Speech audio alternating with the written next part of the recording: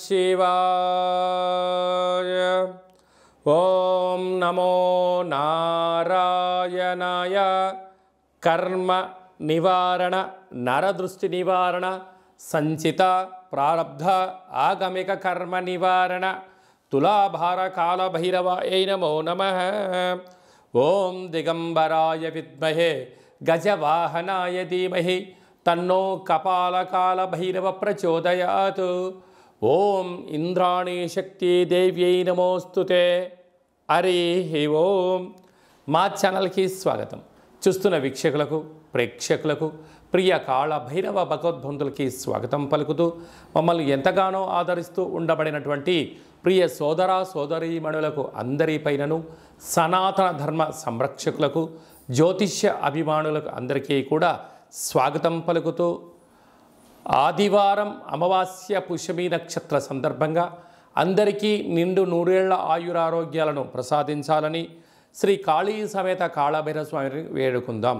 ద్వాదశ రాశుల్లో గ్రహ గమనాన్ని ఒకసారి వీక్షింపచేద్దాం. వృషభ రాశిలో కుజుడు మరియు దేవగురు బృహస్పతి సంచార స్థితి. కర్కాటక రాశిలో రవి సంచార స్థితి. సింహరాశిలో బుధ శుక్ర సంచార స్థితి. కన్యరాశిలో కేతు భగవానుడు సంచార స్థితి. కుంభరాశిలో శని భగవానుడు వక్రగమన సంచార స్థితి. మీనరాశిలో రాహు సంచార స్థితితో ద్వాదశ రాశుల్లో గ్రహ గమనాలు ఈ విధంగా ఉన్నాయి.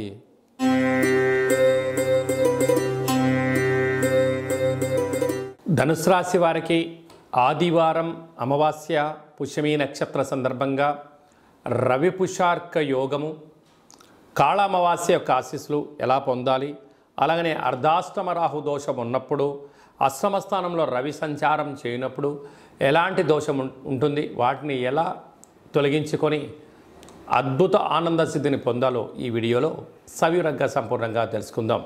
ధనుసు రాశిలో ఏ నక్షత్రాలు వస్తాయనగా పూర్వాషాఢ నక్షత్రంలోని 4 పాదాలు, మూలా నక్షత్రంలోని 4 పాదాలు, ఉత్తరాషాఢ నక్షత్రంలోని 1 పాదం కలిపితే ధనుసు రాశి అవడం జరుగుతుంది. చాలామందికి పుట్టినటువంటి కాల సమయంలో డేటా ఆఫ్ బర్త్లో లేనటువంటి కారణం వలన పేరు యొక్క మొదటి అక్షరాన్ని అనుసరిస్తూ రాసిన తెలుసుకునే ప్రయత్నం చేద్దాం. ఏ, యో, బా, బి, బు, ధా, బా, డా, బే అక్షరాల వారందరూ కూడా ధనుసు రాశి జాతకులే. ధనుసు రాశి యొక్క అధిపతి దేవగురు బృహస్పతి కనుక వీరికి అర్ధాష్టమ రాహు, శని భగవానుడు ధనస్థానం వైపు వక్రగమన ప్రయాణం అవ్వడం, అష్టమ స్థానంలో రవి సంచార స్థితి ఉండడం వలన ఆదివారం అమావాస్య పుష్యమి నక్షత్ర సందర్భంగా తెల్ల జిల్లెడు వృక్షానికి పూజ చేయడం, తెల్ల జిల్లెడు వృక్షం చుట్టూ ప్రదక్షిణ చేయడం, ఆ యొక్క పూజ చేసి దీపం పెట్టి ధూపదీప నైవేద్యాలు పెట్టిన తర్వాత అందులోంచి ఒక వినాయకుడు రూపం కలిగినటువంటి మొదల్ని వేరుని తీసుకుని వచ్చి బాగా కడిగి సింధూరాన్ని పూచి శ్వేతార్క వరసిద్ధి తంత్ర తాంత్రిక కాళభైరవ హోమ కార్యక్రమాన్ని చేసుకొని ఇంట్లో పెట్టుకున్నట్లయితే అద్భుతమైన ఆరోగ్యం, ఆనందం, జీవన విధానంలో మంచి మార్పులు, ఆరోగ్య సిద్ధి, ఆనంద సిద్ధి, ఐశ్వర్య సిద్ధి, అఖండ లక్ష్మీ కటాక్ష సిద్ధి కలిగి మీరు ఏదైతే అనుకుంటున్నారో అన్నింటా విజయం మీ సొంతమవుతుందని చెప్పి గమనించాలి. కనుక ఈ అమావాస్య అష్టమి తిథి ఎందున వీలైనంత వరకు మీ జన్మ నక్షత్రం రోజున అష్టమి అమావాస్య రోజున దూర వాయు జల ప్రయాణాలు పెట్టుకోవద్దు. వీలైనంత వరకు చర్చలు, సమావేశాలు, వ్రాతకోతలు, క్రయ విక్రయాలకు దూరంగా ఉండడం ఉత్తమోత్తం. యంత్రాలతో, ఆయుధాలతో దయచేసి సెలగాట మాడద్దు. ఎలక్ట్రికల్, స్టవ్ సంబంధించినటువంటి ఆయుధాలు, వాహన ప్రమాదాలు స్వల్పంగా పొంచి ఉన్నాయి. తస్మాత్ జాగ్రత్త. ఇలాంటి కాల సమయంలో పక్షులకు ఆహారాన్ని ఏర్పాటు చేయడం, కాకులకు ఆహారాన్ని ఏర్పాటు చేయడం, కుక్కలకు పదార్థాన్ని ఏర్పాటు చేయడం వలన రుణ సమస్యలు, రోగ సమస్యలు, శత్రు సమస్యలను తొలగిపోతాయని చెప్పి గమనించగలగాలి. కనుక మౌనం, ధ్యానం, సూర్యారాధన, సూర్య ఆరాధన, సూర్య నమస్కారాలు మీకు అదృష్టాన్ని, ఆనందాన్ని తీసుకొచ్చి పెడతాయని చెప్పి గమనించాలి. సాఫ్ట్వేర్, హార్డ్వేర్, యానిమేషన్స్, క్రియేటివిటీ రంగాలు, సేవారంగ కార్యక్రమాలు, వ్యాపార రంగ కార్యక్రమాల్లో ఉండబడిన వారందరికీ కూడా ఇది చాలా మంచి సమయం అని చెప్పి గమనించాలి.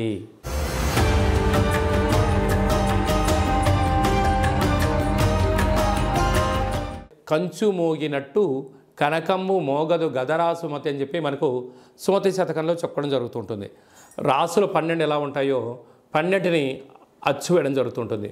పూజ చేసిన తదనంతరము ఈ యొక్క పాత్రను ఇలా ఎడమ చేతో పట్టుకొని కుడి చేతో ఈ కర సహాయం తీసుకొని ఇలా చిన్నగా శబ్దం చేసినట్లయితే ఓంకార శబ్దం రావడం జరుగుతుంటుంది.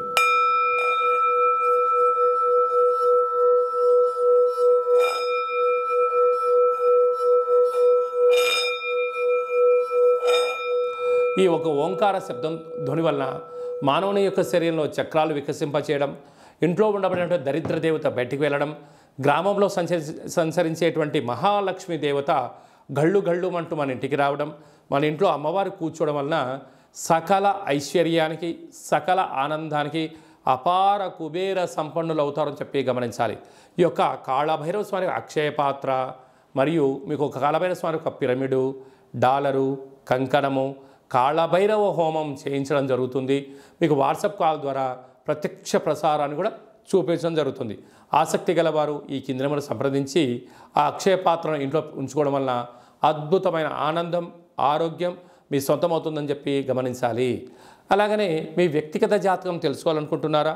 మీ పుట్టినటువంటి కాల సమయంలో మీకు తల్లిదండ్రులు పెట్టిన పేరు, డేటు, నెల, సంవత్సరం, సమయం వ్రాసి పంపించినట్లయితే 100 సంవత్సరాల జాతకాన్ని వ్రాసి సవివరంగా పంపించడం జరుగుతుంది.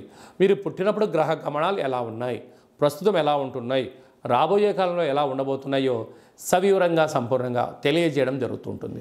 అలాగనే చాలామందికి పుట్టినటువంటి కాల సమయంలో డేటా బర్త్లు లేనటువంటి వారందరికీ మీ పేరు యొక్క మొదటి అక్షరాన్ని అనుసరిస్తూ రాసి తెలియచేస్తూ ప్రస్తుత కాలమాన ప్రకారంగా గ్రహ గమనాలు ఎలా ఉన్నాయి, భవిష్యత్తులో ఎలా ఉండబోతున్నాయో అనేటువంటి విషయాన్ని తెలియచేస్తూ రమణ శాస్త్రం ద్వారా అనగా గవ్వల ద్వారా భూత భవిష్యత్ వర్తమానాన్ని తెలియజేయడం జరుగుతుంది గవ్వల ద్వారా. కనుక డేటా బర్త్లు లేనటువంటి వారికి గవ్వల ద్వారా జ్యోతిష్యాన్ని చెప్పడం జరుగుతుంది. కనుక మన వ్యక్తిగత జాతకాన్ని తెలుసుకుందాం, గ్రహాలలో ఉండబడిన దోషాలను తెలుసుకుందాం, తినేటువంటి ఆహారాల్లో, వేసుకునే వస్త్రాల్లో, చేసే పనుల్లో స్వల్పమైన మార్పులు చేసుకుందాం. అద్భుతమైన ఆనందకరమైన ఆరోగ్యకరమైన కుబేర సంపన్నమైన జీవితానికి స్వాగతం పలుకుతాం. కనుక ఆసక్తి గలవారు ఈ కింద మనం సంప్రదించి అపాయింట్మెంట్ తీసుకొని సంప్రదించగలరు. అలాగనే మీ అబ్బాయికి కానీ అమ్మాయికి కానీ ఎంత ప్రయత్నం చేసినా వివాహం అవ్వడం లేదా? ఎందుకు వివాహం అవ్వడం లేదు? జాతకంలో ఎలాంటి దోషాలు ఉన్నాయి, వివాహం ఎప్పుడవుతుంది, ఎలాంటి అబ్బాయితో అమ్మాయితో కలపడం వలన వీరి యొక్క గణగుణాలు బాగుంటాయో తెలుసుకోవడం జరుగుతుంటుంది. కనుక జాతకాన్ని తెలుసుకుందాం, మంచి వివాహ సంబంధం తెచ్చుకుందాం, భావితరాల్లో మంచి ఆనందకరం జీవితం పొందుదాం. కనుక వచ్చేటువంటి జాతకాన్ని వధువరుల యొక్క పాదాలు, గుణాలు, సంతాన యోగము, అలాగనే విదేశీయాన యోగము, ఎలాంటి యోగాలు ఉన్నాయో కూడా తెలుసుకుందాం. అలాగే మీ అబ్బాయి కానీ అమ్మాయికి కానీ చిన్నపిల్లలు పుట్టినట్లయితే ఏ మాసంలో పుట్టితే ఎలాంటి పేర్లు పెట్టుకోవాలి, నక్షత్రంలో ఉన్న విశిష్టత ఎంతో కూడా తెలియజేయడం జరుగుతుంటుంది. ఈ యొక్క మాసంలో పుట్టినట్టు రోజు వారందరికీ కూడా, అలాగే వివాహ వార్షికోత్సవం చేసుకుంటున్న వారందరికీ కూడా మన యొక్క దేవాలయంలో ప్రత్యేకంగా కాళభైరవ హోమం చేయించడం జరుగుతుంటుంది. అలాగనే ప్రసాదం కూడా మీకు పంపించడం జరుగుతుంది. మనమందరము కూడా కలియుగ కాలంలో కాళభైరవ స్వామికి స్మరణ చేద్దాం, కష్టాలకు స్వస్తి పలుకుదాం, ఐశ్వర్యానికి స్వాగతం పలుకుతాం.